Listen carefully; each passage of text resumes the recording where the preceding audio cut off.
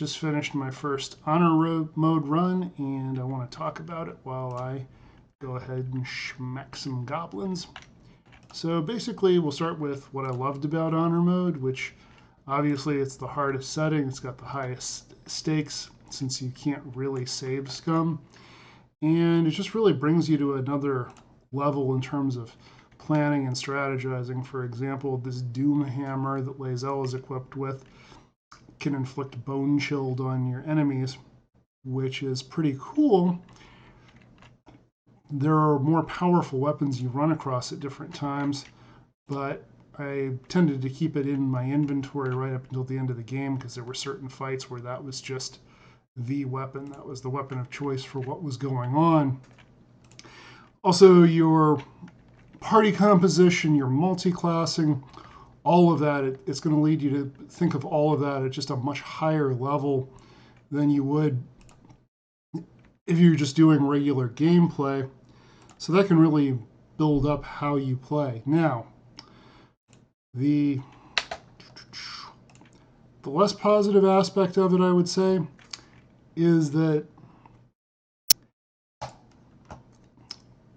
if you're someone who prefers to just play for fun, it can be kind of unfun if we're being honest about it, because you have to really power game almost everything.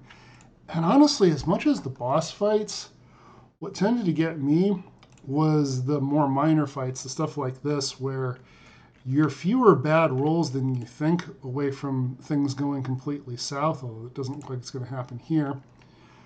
But the point is, you really have to plan the game out to where it becomes work. And if that's what you're into, I am not in any way faulting you. You do whatever makes you happy. I'm just saying that's something you've really got to be considerate of with this.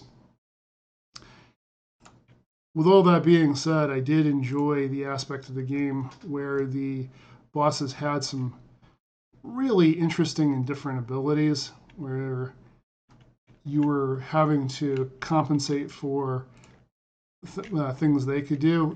Some of them seem like they were a little overdone, though. For example, when you fight Grim at the Grimforge Guardian, his ability, his legendary ability, is a stomp ability that basically does a bunch of damage to everybody in the area, so you have to play specifically to deal with that ability. And it isn't necessarily that hard.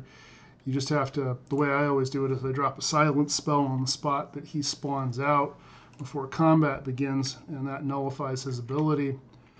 But it is a situation where it's not an organic exploratory form of play, right? It's a form of play where I have to really scientifically plan this out ahead of time.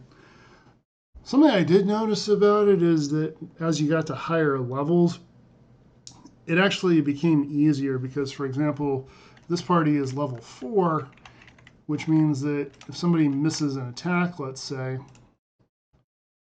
actually we're gonna do a long rest. Let's say somebody misses an attack,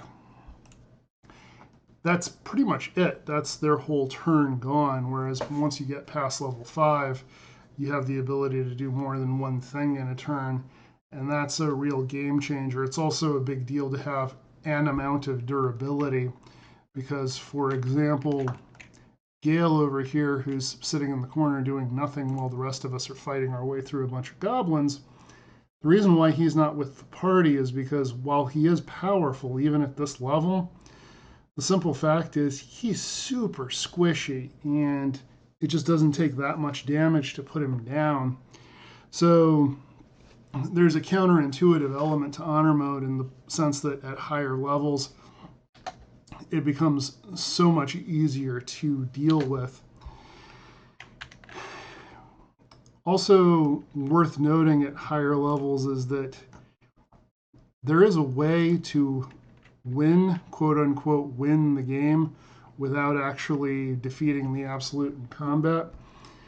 And that's a weird glitch.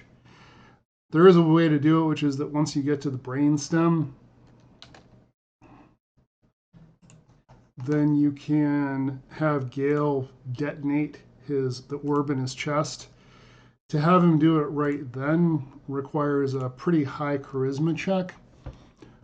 But if you don't do it right then once you're fighting on the brain, waiting to get to the portal to where you actually fight the nether brain, as long as he's with the party, you can just have him do it as part of his turn.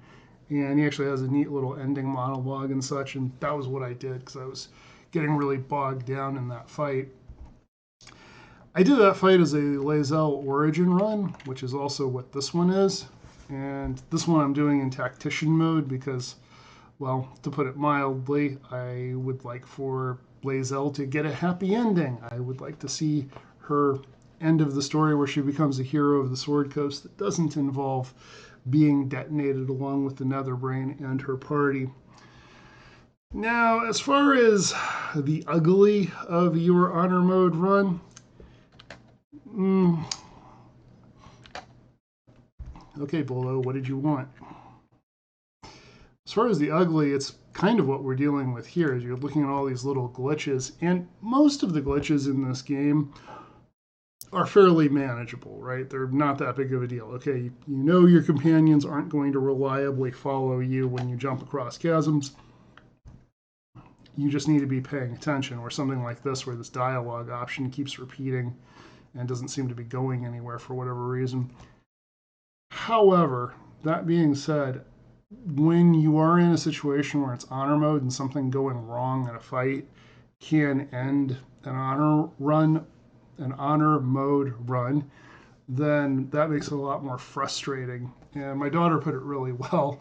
She has no interest in playing honor mode because she feels like the game expects a top performance out of you when the game itself isn't necessarily giving a top performance.